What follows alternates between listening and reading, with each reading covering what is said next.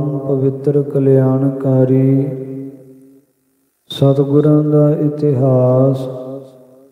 ਗੁਰੂ ਜਸ ਸਰਵਣ ਕਰ ਲਾਹਾ ਪ੍ਰਾਪਤ ਕਰਨਾ ਕਰੀਏ ਜੀ।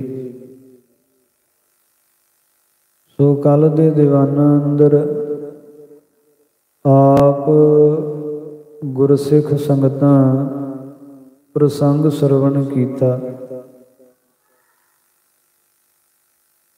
ਕਿ ਧੰਨ ਸਤਿਗੁਰੂ ਸ੍ਰੀ ਗੁਰੂ ਤੇਗ ਬਹਾਦਰ ਸਾਹਿਬ ਪਾਤਸ਼ਾਹ ਜੀ ਵੱਲੋਂ ਜੋ ਗੁਰਤਾ ਗੱਦੀ ਸਿੱਖ ਲੈ ਕੇ ਆਇਆ ਸੀ, ਧੰਨ ਕਲਗੀਧਰ ਪਾਤਸ਼ਾਹ ਸਤਿਗੁਰਾਂ ਨੂੰ ਬਖਸ਼ੀ ਹੈ ਅਤੇ ਸਾਰੀ ਸੰਗਤ ਨੂੰ ਗੁਰੂ ਤੇਗ ਬਹਾਦਰ ਸਾਹਿਬ ਪਾਤਸ਼ਾਹ ਜੀ ਵੱਲੋਂ ਜੋ ਆਦੇਸ਼ ਹੈ, ਆਗਿਆ ਹੈ ਕਿ ਸਾਡੇ ਸਰੂਪ ਹੁਣ ਧੰਨ ਕਲਗੀਧਰ ਪਾਤਸ਼ਾਹ ਗੁਰੂ ਗੋਬਿੰਦ ਸਿੰਘ ਸਾਹਿਬ ਮਹਾਰਾਜ ਸਾਹਿਬ ਜੀ ਹਨ। ਤੇ ਇਸ ਤਰ੍ਹਾਂ ਕਹਿੰਦੇ ਆ ਕਲਗੀਧਰ ਪਾਤਸ਼ਾਹ ਜੀ ਦੇ ਲੜ ਲਾਇਆ ਸਾਰੀ ਸੰਗਤ ਨੂੰ। ਇਹ ਸੂਚਨਾ ਮਾਤਾਵਾਂ ਦੇ ਕੋਲ ਪਹੁੰਚੀ ਹੈ ਤੇ ਧੰਨ ਗੁਰੂ ਤੇਗ ਬਹਾਦਰ ਸਾਹਿਬ ਪਾਤਸ਼ਾਹ ਜੀ ਦੇ ਸੰਬੰਧ ਵਿੱਚ ਬੜੀ ਚਿੰਤਾ ਤੇ ਬੜਾ ਵੈਰਾਗ ਕਰ ਰਹੇ ਹੈ। ਤੇ ਮਗਰੇ ਹੀ ਅਲਪ ਸਮੇਂ ਮਗਰੋਂ ਹੀ ਸਤਿਗੁਰੂ ਧੰਨ ਗੁਰੂ ਤੇਗ ਬਹਾਦਰ ਸਾਹਿਬ ਪਾਤਸ਼ਾਹ ਜੀ ਦੀ ਸ਼ਹੀਦੀ ਦੀ ਸੂਚਨਾ ਵੀ ਪ੍ਰਾਪਤ ਹੋ ਗਈ ਹੈ। ਸਮੂਹ ਪਰਿਵਾਰ ਦਾਸ ਦਾਸੀਆਂ ਗਣ ਬੜੇ ਵਿਹਵਲ ਵਿਆਕੁਲ ਤੇ ਬੜੇ ਹੀ ਵਿਚਲਤ ਸ਼ੋਕਾਕੁਲ ਹਨ। ਤਿਨਾਂ ਨੂੰ ਵੇਖ ਕਲਗੀਧਰ ਪਾਤਸ਼ਾਹ ਜੀ ਧੀਰਜ ਦਿੰਦੇ ਹੈ ਅਤੇ ਸਿਮਰਨ ਕਰਨ ਦਾ ਉਪਦੇਸ਼ ਦੇ ਰਹੇ ਹੈ। ਉਧਰ ਦਿੱਲੀ ਤੋਂ ਸਤਿਗੁਰਾਂ ਦਾ ਸੀਸ ਲੈ ਕੇ ਤੁਰਿਆ ਸਿੱਖ ਕਰਮਦਰ ਚਲਿਆ ਆ ਰਿਹਾ। ਉਸ ਦੇ ਆਗਮਨ ਦੀ ਸੂਚਨਾ ਸਤਿਗੁਰਾਂ ਨੂੰ ਪ੍ਰਾਪਤ ਹੋਈ ਤੇ ਗੁਰਾਂ ਦੇ ਆ ਰਹੇ ਪਾਵਨ ਸੀਸ ਦਾ ਅਦਬ ਸਤਿਕਾਰ ਕਰਨ ਹੈਤੂ ਕਲਗੀਧਰ ਪਾਤਸ਼ਾਹ ਜੀ ਨੇ ਬਹੁਤ ਸੁੰਦਰ ਸੋਹਣਾ ਵਿਵਾਨ ਤਿਆਰ ਕਰਵਾਇਆ। ਸੋ ਇਤਿਆਦ ਪ੍ਰਸੰਗ ਪਿਛਲੇ ਦੀਵਾਨਾਂ ਅੰਦਰ ਸਰਵਣ ਕਰ ਚੁੱਕੇ ਹਾਂ। ਇਸ ਤੋਂ ਅੱਗੋਂ ਪਾਵਨ ਕਥਾ ਦੀ ਪ੍ਰਾਰੰਭਤਾ ਹੋ ਰਹੀ ਹੈ। ਕਲਿਆਣਕਾਰੀ ਸਤਿਗੁਰਾਂ ਦਾ ਇਤਿਹਾਸ। ਗੁਰੂ ਜਸ ਸਰਵਣ ਕਰ ਲਾਹਾ ਪ੍ਰਾਪਤ ਕਰਨਾ ਕਰੀਏ ਜੀ। ਸਤਨਾਮ ਸ੍ਰੀ ਵਾਹਿਗੁਰੂ ਸਾਹਿਬ ਜੀਓ।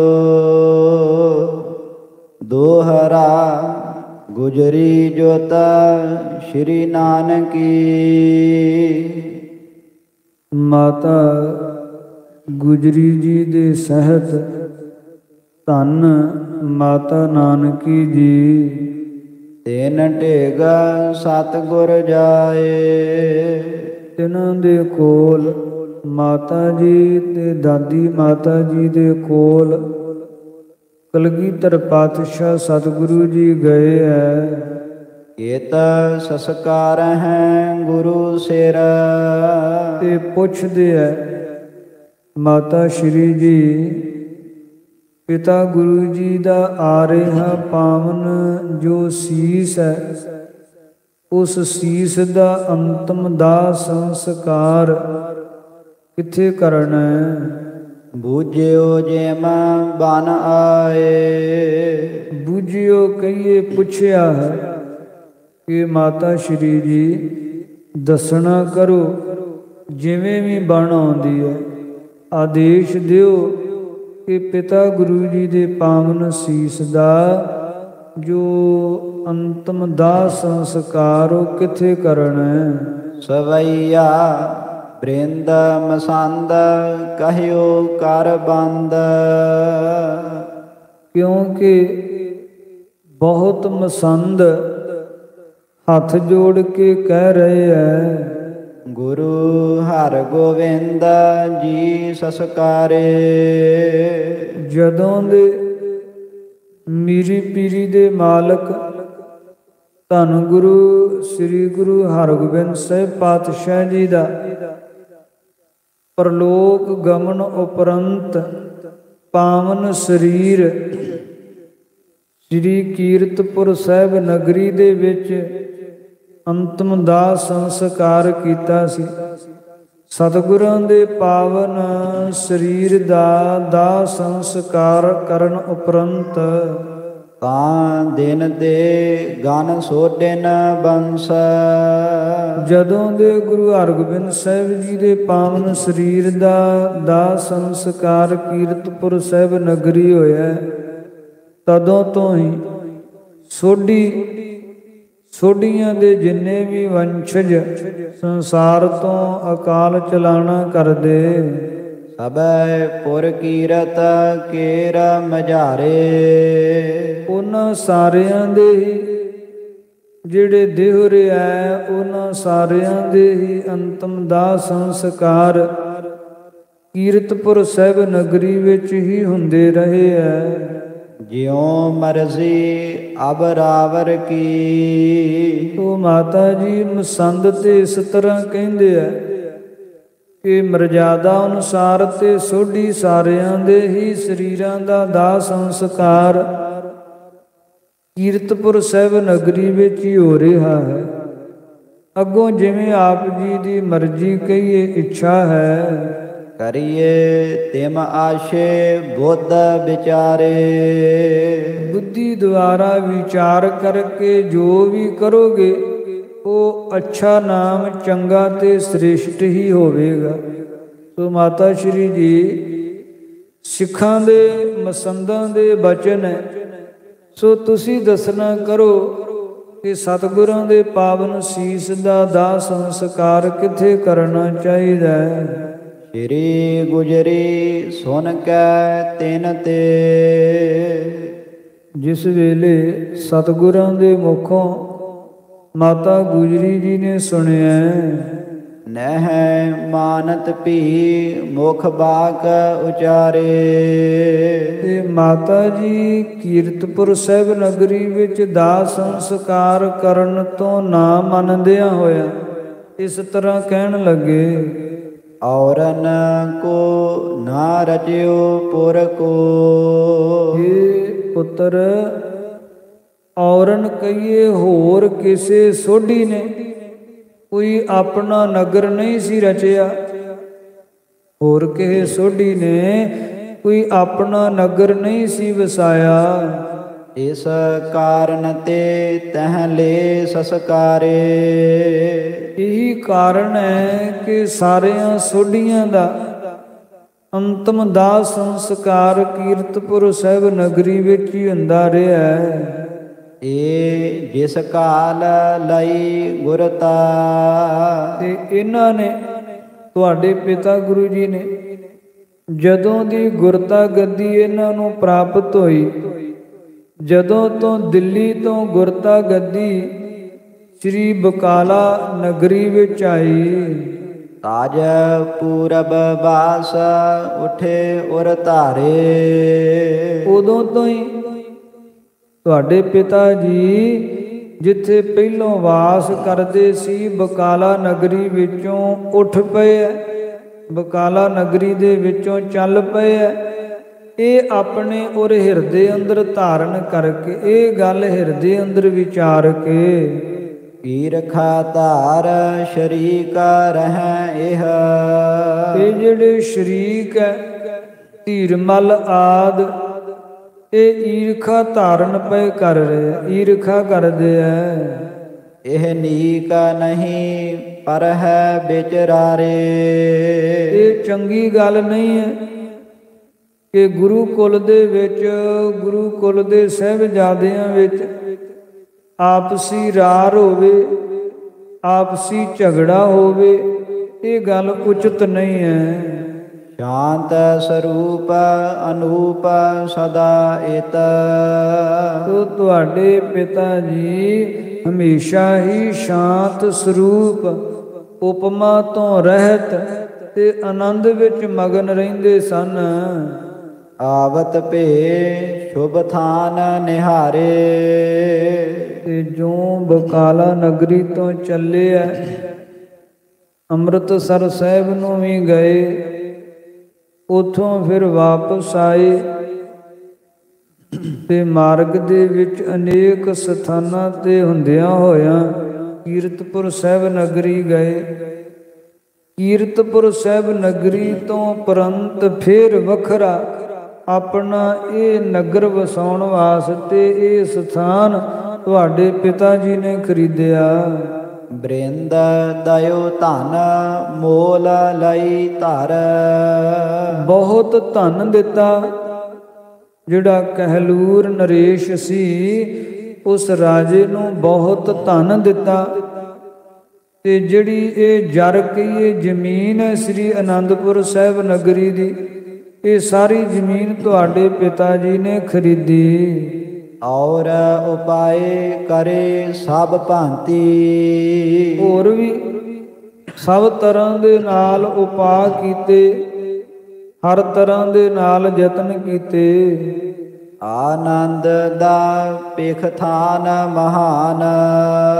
ਇਹ ਆਨੰਦ ਨੂੰ ਦੇਣ ਵਾਲਾ ਮਹਾਨ ਸ੍ਰੇਸ਼ਟ ਅਸਥਾਨ ਵੇਖ ਕੇ ਧਰਿਓ ਤਬ ਨਾਮ ਭਇਓ ਬਖਿਆਤੀ।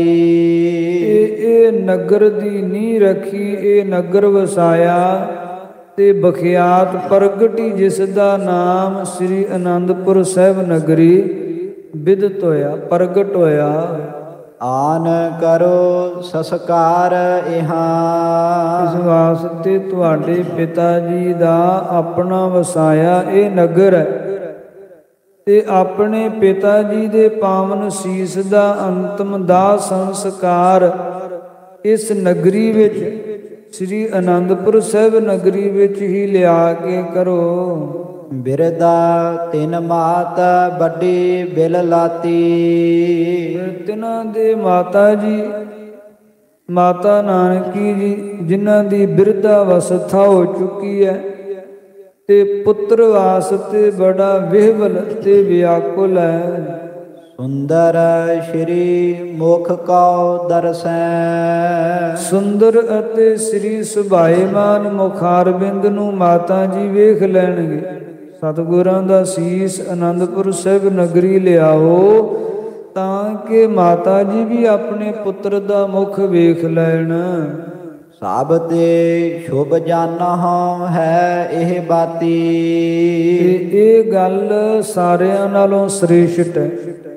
ਕੋਈ ਕੁਛ ਕਹੀ ਜਾਵੇ, ਕੀਰਤਪੁਰ ਸਾਹਿਬ ਨਗਰੀ ਦਾ ਨਾਮ ਲਈ ਜਾਵੇ ਜਾਂ ਕੋਈ ਹੋਰ ਸਥਾਨ ਦੱਸੀ ਜਾਵੇ, ਪਰ ਇਹੀ ਗੱਲ ਉੱਤਮ ਹੈ ਤੇ ਇਹੀ ਵਿਚਾਰ ਸ੍ਰੇਸ਼ਟ ਹੈ ਕਿ ਧੰਨ ਗੁਰੂ ਤੇਗ ਬਹਾਦਰ ਸਾਹਿਬ ਜੀ ਦੇ ਪਾਵਨ ਸੀਸ ਦਾ ਅੰਤਮ ਦਾਹ ਸੰਸਕਾਰ ਜਿਹੜਾ ਹੈ ਉਹ ਇੱਥੇ ਸ੍ਰੀ ਅਨੰਦਪੁਰ ਸਾਹਿਬ ਨਗਰੀ ਹੀ ਹੋਣਾ ਚਾਹੀਦਾ ਹੈ। ਯੋ ਭਨ ਤੇ ਭਰ ਕੰਠ ਗਇਓ। ਇਸ ਤਰ੍ਹਾਂ ਕਹਿੰਦਿਆਂ ਹੋਇਆ ਮਾਤਾ ਗੁਜਰੀ ਜੀ ਦਾ ਕੰਠ ਗਲ ਵੈਰਾਗ ਦੇ ਜਲ ਨਾਲ ਭਰ ਆਇਆ। ਬੜ ਪ੍ਰੇਮ ਤੇ ਬਾਕ ਕਹਿਓ ਨਹਿ ਜਾਈ। ਹਿਰਦੇ ਅੰਦਰ ਸੁਆਮੀ ਦੇ ਪ੍ਰੇਮ ਦਾ ਵਲਵਲਾ ਐਸਾ ਉੱਠਿਆ ਕਿ ਕੋਈ ਵਾਕ ਕਿਹਾ ਵੀ ਨਹੀਂ ਜਾ ਰਿਹਾ, ਗਲਾ ਭਾਰਾ ਹੈ, ਬੋਲਿਆ ਹੀ ਨਹੀਂ ਜਾ ਰਿਹਾ ਅੱਗੋਂ। ਮਾਤ ਕੀ ਬਾਤ ਸੁਣੀ ਗੁਰ ਪੂਰਨ। ਪੂਰਨ ਸਤਿਗੁਰਾਂ ਨੇ ਮਾਤਾ ਸ਼੍ਰੀ ਜੀ ਦੇ ਵਾਕ ਵਚਨ ਸੁਣਿਆ। ਜਾਨ ਕੈ ਨੀਕ ਭਲੇ ਮਨ ਭਾਈ। ਨੀਕੀ ਗੱਲ ਜਾਣੀ, ਚੰਗੀ ਜਾਣੀ ਕਿ ਮਾਤਾ ਜੀ ਦਾ ਜੋ ਇਹ ਮਸ਼ਵਰਾ ਹੈ ਜਾਂ ਮਾਤਾ ਜੀ ਦਾ ਜੋ ਇਹ ਕਹਿਣਾ ਹੈ ਇਹ ਬੜਾ ਨੀਕ ਚੰਗਾ ਹੈ ਤੇ ਚੰਗਾ ਹੋਣੇ ਕਰਕੇ ਮਨ ਭਾਈ ਭਲੀ ਪ੍ਰਕਾਰ ਸਤਿਗੁਰਾਂ ਦੇ ਮਨ ਨੂੰ ਭਾ ਗਿਆ। ਤਿਆਰ ਭਏ ਹਿਤ ਲਿਆਵਨ ਕੇ। ਤਦੋਂ ਗੁਰਾਂ ਦੇ ਪਾਵਨ ਸੀਸ ਨੂੰ ਲਿਆਉਣ ਵਾਸਤੇ ਤਿਆਰ ਹੋਏ। ਪੁਰ ਦੋਨਹੁ ਮਾਤ ਆਵਾਸ ਟਿਕਾਈ। ਅਤੇ ਫਿਰ ਆਵਾਸ ਟਿਕਾਈ। ਮਾਤਾਵਾਂ ਨੂੰ ਦੋਨਾਂ ਨੂੰ ਹੀ ਆਵਾਸ ਘਰ ਵਿੱਚ ਹੀ ਟਿਕਾਇਆ। ਕਿਹਾ ਕਿ ਮਾਤਾ ਸ਼੍ਰੀ ਤੁਸੀਂ ਅਨੰਦਪੁਰ ਸਾਹਿਬ ਨਗਰੀ ਹੀ ਰਹੋ। ਔਰ ਸਮਾਜ ਵਿਸਾਲ ਲਿਓ ਸੰਗ। ਹੋਰ ਸਾਰਾ ਸਮਾਜ ਜਿੰਨੀਆਂ ਵੀ ਸਮੱਗਰੀਆਂ ਤਿਆਰ ਕੀਤੀਆਂ ਉਹ ਸਭ ਨਾਲ ਲਈਆਂ। ਸੀਸ ਉਠਾਏ ਚੱਲੇ ਸਮੁਦਾਈ। ਇਹ ਵਿਵਾਨ ਜਿਹੜਾ ਸਤਿਗੁਰਾਂ ਵਾਸਤੇ ਤਿਆਰ ਕਰਵਾਇਆ ਉਹਨੂੰ ਸਿਰ ਤੇ ਉਠਾ ਚੁੱਕ ਕੇ ਸਾਰੇ ਚੱਲ ਪਏ ਐ। ਪੁੰਜ ਲੱਗਿਓ ਧਨ ਚਾਰ ਵਿਮਾਨ। ਜਿਹੜਾ ਵਿਮਾਨ ਬਣਾਇਆ ਹੈ ਬੜਾ ਹੀ ਚਾਰ ਬੜਾ ਹੀ ਸੁੰਦਰ ਹੈ ਤੇ ਜਿਸ ਨੂੰ ਪੁੰਜ ਨਾਮ ਬਹੁਤ ਜ਼ਿਆਦਾ ਧਨ ਲੱਗਿਆ। ਉਠਾਏ ਕਰਿਓ ਸਭ ਤੇ ਅਗਵਾਈ। ਤੇ ਉਠਾਏ ਚੁੱਕ ਕੇ ਵਿਵਾਨ ਜਿਹੜਾ ਹੈ ਉਹ ਸਾਰੀ ਸੰਗਤ ਤੋਂ ਅੱਗੇ ਕੀਤਾ ਤੇ ਸਾਰੀ ਸੰਗਤ ਤੋਂ ਅੱਗੇ ਲੈ ਕੇ ਵਿਵਾਨ ਨੂੰ ਸਿੱਖ ਤੁਰੇ ਜਾ ਰਹੇ ਹੈ। ਬ੍ਰਿੰਦ ਮਸੰਦ ਮਿਲੇ ਸਿੱਖ ਸੇਵਕ। ਬਹੁਤ ਮਸੰਦ ਨਾਲ ਮਿਲੇ ਹੈ। ਬਹੁਤ ਗੁਰਸਿੱਖ ਤੇ ਬੇਅੰਤ ਸੰਗਤਾਂ ਵੀ ਨਾਲ ਹਨ। ਸ੍ਰੀ ਗੁਰ ਸੰਗ ਭਲੇ ਪਿਛਵਾਈ। ਧੰਨ ਕਲਗੀਧਰ ਪਾਤਸ਼ਾਹ ਜੀ ਦੇ ਪਿੱਛੇ ਪਿੱਛੇ ਭਲੀ ਪ੍ਰਕਾਰ ਸੰਗਤਾਂ ਕੀਰਤਪੁਰ ਸਾਹਿਬ ਨਗਰੀ ਵੱਲ ਨੂੰ ਚੱਲ ਪਈਆਂ। ਪਾਠ ਕਰੈ ਗੁਰਬਾਨ ਮਹਾਨ ਕੋ। ਤੇ ਸਤਿਗੁਰਾਂ ਦੀ ਪਾਵਨ ਗੁਰਬਾਣੀ ਦਾ ਜੋ ਮਹਾਨ ਉੱਤਮ ਤੇ ਸ੍ਰੇਸ਼ਟ ਪਾਠ ਹੈ ਉਹ ਗੁਰਸਿੱਖ ਕਰਦੇ ਹੋਏ ਜਾ ਰਹੇ ਹੈ। ਲੋਚਨ ਤੇ ਜਲ ਮੋਚਤ ਜਾਈ। ਅਤੇ ਸਿੱਖਾਂ ਸੰਗਤਾਂ ਦੇ ਨੇਤਰਾਂ ਦੇ ਵਿੱਚੋਂ ਪ੍ਰੇਮ ਤਥਾ ਵੈਰਾਗ ਦਾ ਜਲ ਜਿਹੜਾ ਉਹ ਵਹਿੰਦਾ ਜਾ ਰਿਹਾ ਹੈ। ਜਾਤ ਭਏ ਪੁਰ ਕੀਰਤ ਮੈਂ। ਇਸ ਤਰ੍ਹਾਂ ਕਲਗੀਧਰ ਪਾਤਸ਼ਾਹ ਜੀ ਸੰਗਤਾਂ ਨੂੰ ਨਾਲ ਲੈ ਕੇ ਤੇ ਕੀਰਤਪੁਰ ਸਾਹਿਬ ਨਗਰੀ ਗਏ ਹੈ। ਗੁਰ ਕੀਰਤ ਕੋ ਵਰਨੈ ਸਮੁਦਾਈ। ਇਹ ਸਾਰੇ ਹੀ ਧੰਨ ਸ੍ਰੀ ਗੁਰੂ ਤੇਗ ਬਹਾਦਰ ਸਾਹਿਬ ਜੀ ਦੀ ਕੀਰਤੀ ਵਰਣਨ ਕਰਦੇ ਆ ਤਥਾ ਕਲਗੀਧਰ ਪਾਤਸ਼ਾਹ ਜੀ ਦਾ ਜਸ ਕਰਦੇ ਆ। ਜਹ ਸੀਸ ਲੀਏ ਗੁਰ ਕੋ ਸਿੱਖ ਥੋ। ਤੇ ਕੀਰਤਪੁਰ ਸਾਹਿਬ ਨਗਰੀ ਵਿੱਚ ਜਿੱਥੇ ਗੁਰਾਂ ਦਾ ਸੀਸ ਲੈ ਕੇ ਸਿੱਖ ਟਿਕਿਆ ਹੋਇਆ ਸੀ ਠਹਿਰਿਆ ਹੋਇਆ ਸੀ। ਪੁਰ ਤੇ ਪਰ ਬਾਹਰ ਜਾਤ ਭਏ। ਤੇ ਨਗਰੀ ਤੋਂ ਬਾਹਰ ਵਾਰ ਸਿੱਖ ਟਿਕ ਕੇ ਬੈਠਾ ਹੋਇਆ ਸੀ। ਤੇ ਸਤਿਗੁਰੂ ਜੀ ਉਹ ਸਿੱਖ ਦੇ ਪਾਸ ਸਿੱਖ ਦੇ ਕੋਲ ਗਏ। ਨਰ ਨਾਰਿਨ ਸ਼ਰੌਨ ਸੁਨਿਓ ਸਭ ਕਾਰਨ।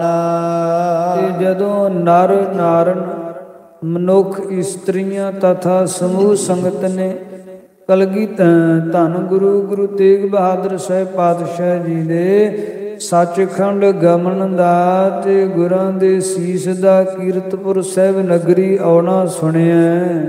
ਦਾਰੁਨ ਸੰਕਟ ਸ਼ੋਕ ਭਏ। ਸੰਗਤ ਦੇ ਵਿੱਚ ਬੜਾ ਹੀ ਦਾਰੁਣ ਨਾਮ ਭਿਅੰਕਰ ਜਿਹੜਾ ਸੰਕਟ ਹੈ ਦੁੱਖ ਹੈ ਇਹ ਵਿਆਪਿਆ ਹੈ। ਹਾਹਾਕਾਰ ਉਚਾਰਤ ਹੋਤ ਦੁਖਾਰਤ। ਸੰਗਤਾਂ ਹਾਹਾਕਾਰ ਉਚਾਰਨ ਕਰਦੀਆਂ ਬੜੀਆਂ ਦੁਖੀ ਤੇ ਬੜੀਆਂ ਵਿਚਲਿਤ ਹੋ ਰਹੀਆਂ। ਜਾਏ ਮਿਲੇ ਸਭ ਦੁਖ ਲਏ। ਜਾਏ ਮਿਲੇ ਕਲਗੀਧਰ ਪਾਤਸ਼ਾਹ ਜੀ ਸਾਰੀ ਸੰਗਤ ਨੂੰ ਸਿੱਖਾਂ ਨੂੰ ਸੇਵਕਾਂ ਨੂੰ ਨਾਲ ਲੈ ਕੇ ਤੇ ਉਹ ਸਿੱਖ ਦੇ ਪਾਸ ਜਿਸ ਕੋਲ ਗੁਰਾਂ ਦਾ ਸੀਸ ਹੈ ਉਹ ਸਿੱਖ ਨੂੰ ਜਾ ਮਿਲੇ ਹੈ।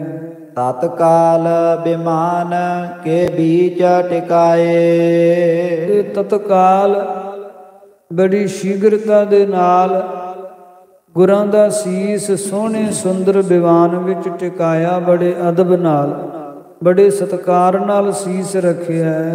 ਉਠਾਏ ਸਮੂਹ ਨਮੋ ਸੋ ਕਏ। ਉਠਾਏ ਸਮੂਹ, ਸਾਰੀ ਸੰਗਤ ਨੇ ਦੀਵਾਨ ਜਿਹੜਾ ਨਮਸਕਾਰ ਕਰਕੇ ਉਠਾਇਆ ਹੈ, ਚੁੱਕਿਆ ਹੈ। ਚੌਰ ਟੁਰੈ ਚਹੁ ਔਰਨ ਤੇ ਚਾਰ ਚੁਫੇਰੇ ਤੋਂ ਹੀ ਸਤਿਗੁਰਾਂ ਦੇ ਸੀਸ ਦੇ ਉੱਪਰ, ਗੁਰੂ ਤੇਗ ਬਹਾਦਰ ਸਾਹਿਬ ਜੀ ਦੇ ਸੀਸ ਦੇ ਉੱਪਰ ਚੌਰ ਝੁੱਲ ਰਿਹਾ ਹੈ। ਬਹੁ ਮੋਲਨ ਕੇ ਗਨ ਪਾਏ ਦੁਸ਼ਾਲੇ। ਬਹੁਤ ਮੁੱਲ ਵਾਲੇ ਸੰਗਤਾਂ ਨੇ ਬੇਅੰਤ ਦੁਸ਼ਾਲੇ ਗੁਰਾਂ ਦੇ ਸੀਸ ਦੇ ਉੱਪਰ ਪਾਏ ਐ। ਓ ਸ਼ਿਰਕਾਵ ਗੁਲਾਬ ਅਜਾਬ ਤੇ ਕੋਈ ਗੁਲਾਬ ਅਤਰ ਫੁਲੇਲ ਆਦ ਸੁਗੰਧੀਆਂ ਨੂੰ ਛਿੜਕਦਾ ਹੈ। ਗੂੰਦ ਵਿਸਾਲ ਹੀ ਮਾਲਨ ਡਾਲੇ। ਫਿਰ ਫੁੱਲਾਂ ਦੀਆਂ ਮਾਲਾਵਾਂ ਗੁੰਦ ਗੁੰਦ ਕੇ ਸੰਗਤਾਂ ਦੀਵਾਨ ਤੇ ਪਾ ਰਹੀਆਂ।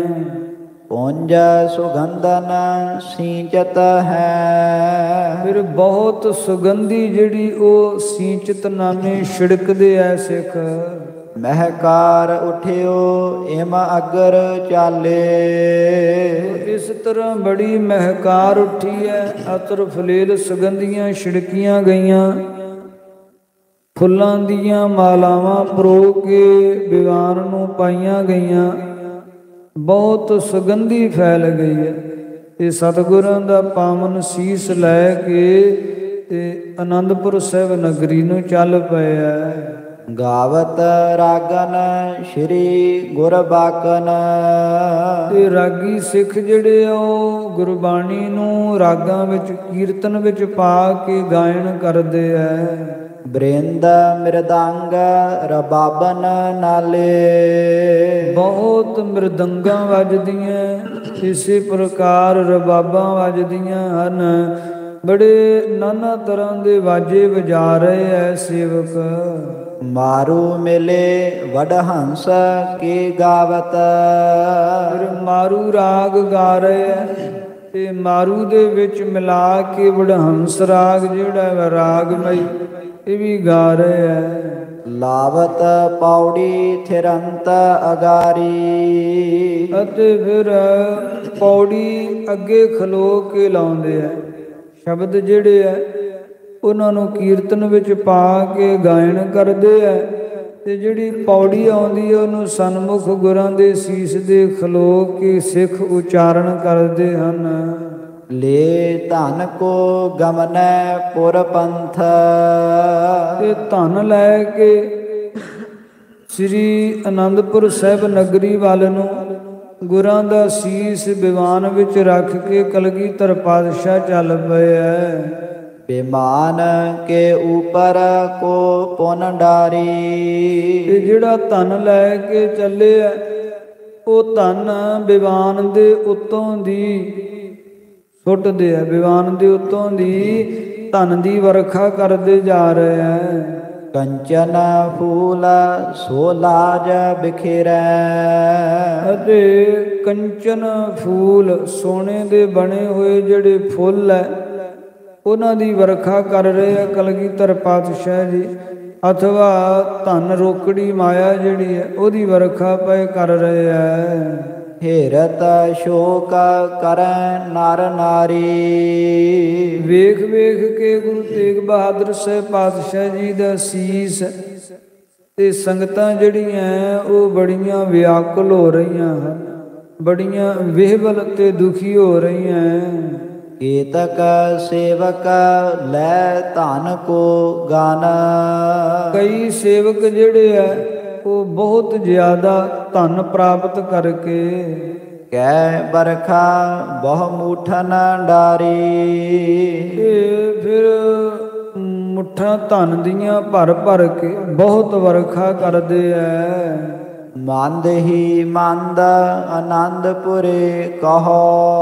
ਹੌਲੀ ਹੌਲੀ ਗੁਰਾਂ ਦਾ ਸੀਸ ਲੈ ਕੇ ਸ੍ਰੀ ਅਨੰਦਪੁਰ ਸਾਹਿਬ ਨਗਰੀ ਵੱਲ ਨੂੰ ਆਵਤ ਸ਼ੋਕ ਬਿਲਾਂਦਾ ਉਪਾਏ। ਸੰਗਤਾਂ ਆ ਰਹੀਆਂ ਪਰ ਬੜਾ ਸ਼ੋਕ ਹੈ, ਮਨ ਦੇ ਵਿੱਚ ਬੜਾ ਰੰਜ ਹੈ। ਬ੍ਰਿੰਦ ਮਸੰਦਨ ਸੇਵਕ ਸਿੱਖ, ਸਮੂਹ ਮਸੰਦ ਗੁਰਸਿੱਖ ਹੋਰ ਸੇਵਕ ਜਿਹੜੇ ਐ ਸ਼ਰਧਾਲੂ ਗੁਰੂ ਚਰਨਾਂ ਦੇ ਪ੍ਰੇਮੀ। ਵਿਮਾਨ ਚਾਹੋਂ ਦੇਸ਼ਾ ਹੋਇ ਗਮਨ ਆਏ। ਉਹਨਾਂ ਗੁਰਾਂ ਦਾ ਵਿਵਾਨ ਚੁੱਕਿਆ ਤੇ ਚਾਰ ਚਫੇਰੇ ਲੱਗ ਕੇ ਗੁਰਾਂ ਦਾ ਵਿਵਾਨ ਲਿਜਾ ਰਹੇ ਐ।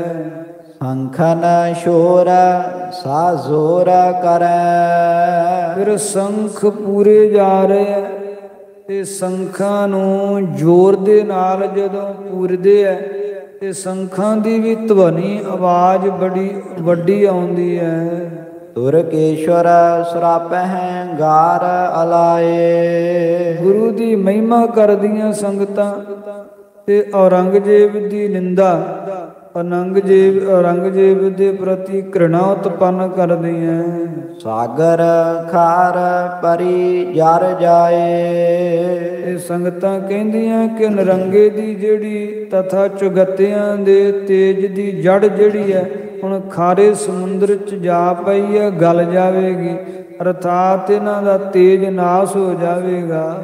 ਕਪੂਤ ਭਇਓ ਕੁਲ ਰਾਜ ਨਸਾਏ। ਨਰੰਗਾ ਕਪੁੱਤਰ ਹੋਇਆ, ਕਿਉਂਕਿ ਇੱਕ ਪੁੱਤਰ ਹੁੰਦਾ ਹੈ, ਇੱਕ ਸਪੁੱਤਰ ਹੁੰਦਾ ਹੈ, ਇੱਕ ਕਪੁੱਤਰ ਹੁੰਦਾ। ਪੁੱਤਰ ਹੁੰਦਾ ਜੋ ਪਿਤਾ ਦੇ ਜੋ ਵੀ ਪਦ ਚਿੰਨ੍ਹ ਉਹਨਾਂ ਤੇ ਚੱਲਦਿਆਂ ਹੋਇਆ ਪਿਤਾ ਵੱਲੋਂ ਜੋ ਵੀ ਧਨ ਸੰਪੱਤੀ ਆਦਿ ਕਰਕੇ ਜਾਂ ਵਡਿਆਈ ਅਹੁਦੇ ਕਰਕੇ ਜੋ ਵੀ ਰੁਤਬੇ ਹਾਸਲ ਕੀਤੇ ਹੈ ਉਹਨਾਂ ਨੂੰ ਉਸੇ ਤਰ੍ਹਾਂ ਬਰਕਰਾਰ ਰੱਖਣ ਵਾਲਾ ਪੁੱਤਰ ਹੁੰਦਾ ਹੈ। ਤੇ ਜਿਹੜਾ ਪਿਤਾ ਦੀ ਸੰਪੱਤੀ, ਪਿਤਾ ਦੇ ਮਾਨ ਸਨਮਾਨ ਦੇ ਵਿੱਚ ਹੋਰ ਅਧਿਕਤਰ ਵਾਧਾ ਕਰੇ, ਹੋਰ ਸੰਪੱਤੀ ਵਿੱਚ ਵ੍ਰਿੱਧੀ ਕਰੇ, ਉਹ ਸਪੁੱਤਰ ਹੁੰਦਾ। ਤੇ ਜੋ ਪਿਤਾ ਦਾ ਬਣਾਇਆ ਹੋਇਆ ਵੀ ਸਭ ਕੁਝ ਮਾਨ ਸਨਮਾਨ ਉਜਾੜ ਦੇਵੇ, ਉਹ ਕਪੁੱਤਰ ਹੁੰਦਾ। ਸੋ ਸਾਰੀਆਂ ਸੰਗਤਾਂ ਜਿਹੜੀਆਂ ਉਹ ਨਰੰਗੇ ਨੂੰ ਕਪੁੱਤਰ ਦੱਸ ਰਹੀਆਂ ਕਿ ਨਰੰਗਾ ਕਪੁੱਤਰ ਹੋਇਆ। ਚੁਗੱਤਿਆਂ ਦਾ ਪੁਸ਼ਤ ਦਰ ਪੁਸ਼ਤ ਚਲਿਆ ਆਉਂਦਾ ਰਾਜ ਇਹ ਨਸ਼ਟ ਕਰ ਦੇਵੇਗਾ। ਆਏ ਸਮੀਪ ਆਨੰਦਪੁਰੇ। ਗ੍ਰਾਮਦਰ ਚੱਲਦੇ ਆ ਇਸ ਤਰ੍ਹਾਂ ਸ੍ਰੀ ਅਨੰਦਪੁਰ ਸਾਹਿਬ ਨਗਰੀ ਦੇ ਕੋਲ ਆ ਗਏ ਕਲਗੀਧਰ ਪਾਤਸ਼ਾਹ। ਜਬ ਬਾਲਕ ਬ੍ਰਿਧ ਸੁਨਿਓ ਨਰ ਨਾਰੀ। ਜਦੋਂ ਨਗਰ ਵਾਸੀ ਬਾਲਕ ਬਜ਼ੁਰਗ ਮਨੁੱਖ ਇਸਤਰੀਆਂ ਤਥਾ ਸਾਰਿਆਂ ਨੇ ਹੀ ਸੁਣਿਆ ਗੁਰਾਂ ਦਾ ਸੀਸ ਆ ਗਿਆ। ਹਿਰੇ ਗੁਜਰੀ ਤਜ ਮੰਦਰ ਕੋ। ਮਾਤਾ ਜੀ ਨੂੰ ਪਤਾ ਲੱਗਾ, ਮਾਤਾ ਗੁਜਰੀ ਜੀ ਵੀ ਮੰਦਰ ਨੂੰ ਘਰ ਨੂੰ ਛੱਡ ਕੇ ਬਾਹਰ ਆਏ। ਨਿਕਸੀ ਪੁਰ ਤੇ ਮਿਲਬੇ ਅਗਵਾਰੀ। ਅੱਗੋਂ ਮਿਲਣ ਵਾਸਤੇ ਨਗਰੀ ਚੋਂ ਬਾਹਰ ਨਿਕਲੇ ਹੈ ਮਾਤਾ ਜੀ। ਨਾਨਕੀ ਮਾਤ ਟਿਕਾਏ ਰਖੀ। ਮਾਤਾ ਨਾਨਕੀ ਜੀ ਨੂੰ ਘਰ ਵਿੱਚ ਹੀ ਬਿਠਾ ਰੱਖਿਆ ਹੈ। ਬਲਹੀਨ ਬ੍ਰਿਧਾ ਲਹਿ ਸੰਕਟ ਭਾਰੀ। ਕਿਉਂਕਿ ਮਾਤਾ ਜੀ ਦਾ ਸਰੀਰ ਬੜਾ ਬਜ਼ੁਰਗ ਹੋ ਗਿਆ ਤੇ ਬਲ ਤੋਂ ਹੀਣਾ ਹੋ ਗਿਆ ਤੇ ਭਾਰੀ ਵੱਡਾ ਸੰਕਟ ਨਾ ਵਿਆਪੇ, ਇਸ ਵਾਸਤੇ ਮਾਤਾ ਜੀ ਨੂੰ ਘਰ ਵਿੱਚ ਹੀ ਰੁਕਣ ਵਾਸਤੇ ਕਿਹਾ ਹੈ। ਔਰ ਸਭ ਹੈ ਨਿਕਸੇ ਉਤਲਾਵਤ। ਹੋਰ ਨਗਰ ਵਾਸੀ ਸਿੱਖ ਸੰਗਤਾਂ ਬੜੀ ਉਤਾਵਲਤਾ ਦੇ ਨਾਲ ਨਗਰੀ ਚੋਂ ਬਾਹਰ ਨਿਕਲੀਆਂ। ਭਾ ਹਾਹਾਕਾਰ ਅਜੋਗ ਵਿਚਾਰੀ। ਇਹ ਬੜਾ ਹਾਹਾਕਾਰ ਹੋ ਰਿਹਾ। ਇਹ ਅਯੋਗਿਅਤਾ ਨੂੰ ਵਿਚਾਰਦਿਆਂ ਹੋਇਆ ਕਿ ਔਰੰਗਜ਼ੇਬ ਨੇ ਵੱਡਾ ਅਪਰਾਧ ਕਮਾਇਆ, ਉਹਦੀ ਘ੍ਰਿਣਾ ਉਹਦੀ ਨਿੰਦਾ ਕਰਦੇ ਆ ਅਤੇ ਸਤਿਗੁਰਾਂ ਦੀ ਮਹਿਮਾ ਕਰਦੇ ਆ ਗੁਰਸਿੱਖ। ਤੇ ਇਸ ਤਰ੍ਹਾਂ ਕਹਿੰਦੇ ਆ ਕਿ ਗੱਲ ਅਜੋਗ ਹੋਈ ਹੈ। ਇਹ ਹੁਣੇ ਹੀ ਗੁਰੂ ਸਾਹਿਬ ਜੀ ਆਪਣਾ ਸੀਸ ਦੇ ਕੇ ਸੱਚਖੰਡ ਚਲੇ ਗਏ ਹੈ। ਦੇਖ ਬਿਮਾਨ ਮਹਾਨ ਪ੍ਰਭਾ। ਬਿਮਾਨ ਦੀ ਮਹਾਨ ਵੱਡੀ ਪ੍ਰਭਾ, ਪ੍ਰਤਿਭਾ, ਸ਼ੋਭਾ, ਕ੍ਰਾਂਤੀ ਨੂੰ ਵੇਖ ਕੇ ਪਾਤ ਕੇ ਸਿਮਰੰਤ ਹਿਰਦੇ ਗੁਣ ਭਾਰੀ। ਪਤੀ ਸੁਆਮੀ ਗੁਰੂ ਤੇਗ ਬਹਾਦਰ ਸਾਹਿਬ ਜੀ ਦੇ ਗੁਣਾਂ ਨੂੰ ਸਿਮਰਦੇ ਹੈ, ਗੁਣਾਂ ਨੂੰ ਯਾਦ ਕਰਦੇ ਹੈ। ਰਾਵਰ ਨੰਦਨ ਬੈਸ ਬਿਲੰਦਨ। ਬਿਲੰਦਨ, ਹੇ ਸੁਆਮੀ ਆਪ ਜੀ ਦੇ ਪੁੱਤਰ ਦੀ ਬੈਸ ਉਮਰਾ ਹਲੇ ਬਹੁਤ ਬਿਲੰਦ ਨਹੀਂ ਹੈ, ਵੱਡੀ ਨਹੀਂ ਹਲੇ ਤੇ ਬਾਲਕ ਹੀ ਹੈ। ਮਾਤ ਬ੍ਰਿਦਾ ਬਹੁ ਸੰਕਟ ਧਾਰੀ। ਮਾਤਾ ਸ਼੍ਰੀ ਜੀ ਬਹੁਤ ਬਜ਼ੁਰਗ ਹੋ ਗਏ ਹੈ, ਜਿਸ ਕਰਕੇ ਤਨ ਨੂੰ ਬੜਾ ਸੰਕਟ ਵਿਆਪਦਾ ਹੈ। ਬੰਦਤ ਹੱਥਨ ਬੰਧਨ ਕੋ। ਦੋਨੋਂ ਹੱਥ ਜੋੜ ਕੇ ਆਪ ਜੀ ਨੂੰ ਬੰਦਨਾ ਕਰਨ ਵਾਸਤੇ ਕਰ ਸੀਸ ਨਿਵਾਵਤ ਅੰਸੁਨ ਡਾਰੀ। ਸਿਰ ਨਿਵਾਉਂਦੇ ਐ ਤੇ ਅੰਸੁਨ ਡਾਰੀ, ਨੇਤਰਾਂ ਦੇ ਵਿੱਚੋਂ ਪ੍ਰੇਮ ਦਾ ਜਲ ਵਹਿ ਤੁਰਦਾ ਹੈ। ਲਿਆਵਤ ਭੇ ਤਿਸ ਥਾਨ ਤਬੈ। ਤਦੋਂ ਉਸੇ ਥਾਂ ਤੇ ਗੁਰਾਂ ਦਾ ਸੀਸ ਲਿਆਂਦਾ ਹੈ। ਯਹ ਚੰਦਨ ਭਾਰ ਟਿਕਾਏ ਅਗਾਰੀ। ਜਿੱਥੇ ਚੰਦਨ ਦਾ ਭਾਰ, ਚੰਦਨ ਦੀਆਂ ਲੱਕੜਾਂ ਦੀ ਚਿਖਾ ਜਿਹੜੀ ਹੈ ਉਹ ਬਣਾਈ ਹੋਈ ਸੀ। ਆਨ ਮਿਲੀ ਤਹ ਨਾਨਕੀ ਮਾਤ। ਉੱਥੇ ਅਰਥਾਤ ਗੁਰਦੁਆਰਾ ਸੀਸਗੰਜ ਸਾਹਿਬ ਵਿਖੇ ਮਾਤਾ ਨਾਨਕੀ ਜੀ ਵੀ ਆ ਕੇ ਮਿਲੇ ਹੈ। ਉਕਾਰਤ ਉੱਚਾ ਨਾਮ ਉਚਾਰੀ। ਇਹ ਗੁਰਾਂ ਦਾ ਪੁੱਤਰ ਦਾ ਨਾਮ ਉਚਾਰਨ ਕਰਕੇ ਉੱਚੀ ਮਾਤਾ ਜੀ ਕਹਿੰਦੇ ਹੈ। ਮੋ ਸੋਤ ਸ਼ਾਂਤ ਸਰੂਪ ਅਨੂਪਮ। ਮੇਰੇ ਪੁੱਤਰ ਗੁਰੂ ਤੇਗ ਬਹਾਦਰ ਸਾਹਿਬ ਜੀ ਸ਼ਾਂਤ ਸਰੂਪ ਤੇ ਉਪਮਾ ਤੋਂ ਰਹਿਤ ਹਨ। ਹਿਰੇ ਮੁਖ ਦੇਖ ਲਵਾਂ ਇਸ ਬਾਰੀ। ਇਹ ਤਿਨਾਂ ਦਾ ਸੁਭਾਏਮਾਨ ਮੁਖਾਰ ਬਿੰਦ ਮੈਂ ਇਸ ਵੇਲੇ ਵੇਖ ਲਵਾਂ। ਮੈਂ ਮਰਹੁ ਧਰ ਸ਼ੋਕ ਅਬੈ। ਤੇ ਮੈਂ ਹੁਣ ਪੁੱਤਰ ਵਿਯੋਗ ਵਿੱਚ ਸ਼ੋਕਾਕੁਲ ਹੋ ਕੇ ਸੰਸਾਰ ਤੋਂ ਚਲੀ ਜਾਵਾਂਗੀ। ਕਿਮ ਜੀਵਨ ਹੋਇ ਇਸ ਰੀਤ ਦੁਖਾਰੀ। ਇਸ ਰੀਤ ਦੇ ਨਾਲ ਕਿਵੇਂ ਜੀਵਨ ਸੰਭਵ ਹੋ ਸਕਦਾ ਹੈ ਕਿ ਪੁੱਤਰ ਚਲਿਆ ਗਿਆ, ਪੁੱਤਰ ਬਿਨਾ ਮੈਂ ਕਿਵੇਂ ਜੀਵਾਂਗੀ। ਯੋਂ ਬਿਰਲਾਪ ਸੁਨਿਓ ਜਾਬਹੀ। ਇਸ ਤਰ੍ਹਾਂ ਦਾ ਵਿਰਲਾਪ ਜਦੋਂ ਸੁਣਿਆ ਕਲਗੀਧਰ ਪਾਤਸ਼ਾਹ ਜੀ ਨੇ, ਗੁਰ ਆਇਸ ਪਾਏ ਬਿਮਾਨ ਉਤਾਰੀ। ਸਤਿਗੁਰਾਂ ਦੀ ਆਗਿਆ ਨੂੰ ਪਾ ਕੇ ਜਿਹੜਾ ਬਿਵਾਨ ਹੈ, ਜੋ ਸਿੱਖਾਂ ਚੁੱਕਿਆ ਹੋਇਆ ਸੀ, ਉਸ ਨੂੰ ਗੁਰਦੁਆਰਾ ਸੀਸਗੰਜ ਸਾਹਿਬ ਵਿਖੇ ਉਤਾਰਿਆ ਹੈ। ਸਾਰੀਆਂ ਸੰਗਤਾਂ ਜਿੱਥੇ ਅੱਜ ਉਦੋਂ ਹਾਲੇ ਸਥਾਨ ਬਣਿਆ ਨਹੀਂ ਸੀ, ਕਿਉਂਕਿ ਗੁਰਾਂ ਦਾ ਅੰਤਮ ਦਾਹ ਸੰਸਕਾਰ ਹੋਣ ਉਪਰੰਤ ਇਹ ਸਥਾਨ ਗੁਰਦੁਆਰਾ ਸੀਸਗੰਜ ਸਾਹਿਬ ਪ੍ਰਗਟ ਹੋਇਆ, ਬਿਦਤ ਹੋਇਆ। ਹਾਲੇ ਸਥਾਨ ਪ੍ਰਗਟ ਨਹੀਂ ਸੀ, ਪਰ ਸੰਗਤਾਂ ਜਿਹੜੀਆਂ ਉਹ ਸਾਰੀਆਂ ਉੱਥੇ ਇਕੱਤਰਤ ਹੋਈਆਂ। ਕਲਗੀਧਰ ਪਾਤਸ਼ਾਹ ਜੀ ਦੇ ਹੁਕਮਾਂ ਆਦੇਸ਼ਾਂ ਅਨੁਸਾਰ ਗੁਰਾਂ ਦਾ ਸੀਸ ਜਿਹੜਾ ਉਹ ਗੁਰਦੁਆਰਾ ਸ੍ਰੀ ਸੀਸਗੰਜ ਸਾਹਿਬ ਲਿਆ ਕੇ ਰੱਖਿਆ। ਸੋ ਸੰਤ ਸੰਗਤ ਕਥਾ ਵਿਚਾਰ ਦੀ ਸਮਾਪਤੀ ਕਰਦੇ ਹਾਂ। ਤੁਸ਼ ਬੁੱਧੀ ਹੈ ਦਾਸਾਂ ਦੀ ਸੁਭਾਵਕ ਅਨੇਕ ਪ੍ਰਕਾਰ ਦੀਆਂ ਗਲਤੀਆਂ ਹੋ ਗਈਆਂ। ਸੰਗਤ ਬਖਸ਼ੋ ਜੋ ਕਿਰਪਾ ਕਰਕੇ ਬਖਸ਼ ਲੈਣਾ। ਧੰਨ ਗੁਰੂ ਸ੍ਰੀ ਗੁਰੂ ਤੇਗ ਬਹਾਦਰ ਸਾਹਿਬ ਜੀ ਸ੍ਰੇਸ਼ਟ ਮਤ ਦੇਣ ਵਾਲੇ ਹਨ। ਅੱਗੇ ਵਾਸਤੇ ਸੁਧ ਕਥਾ ਵਿਚਾਰ ਕਰਨ ਦੀ ਬੁੱਧੀ ਬਖਸ਼ਣ। ਸਭ ਹੀ ਸੰਗਤਾਂ ਦੇ ਲੋਕ ਸੁਖੀਏ ਪਰਲੋਕ ਸੁਹੇਲੇ ਕਰਨ। ਮੈਂ ਮਰਹੁ ਧਰ ਸ਼ੋਕ ਅਬੈ। ਕਿਮ ਜੀਵਨ ਹੋਇ ਇਸ ਰੀਤ ਦੁਖਾਰੀ। ਯੋਂ ਬਿਰਲਾਪ ਸੁਨਿਓ ਜਾਬਹੀ। ਗੁਰ ਆਇਸ ਪਾਏ ਬਿਮਾਨ ਉਤਾਰੀ। ਵਾਹਿਗੁਰੂ ਜੀ ਕਾ ਖਾਲਸਾ, ਵਾਹਿਗੁਰੂ ਜੀ ਕੀ ਫਤਿਹ।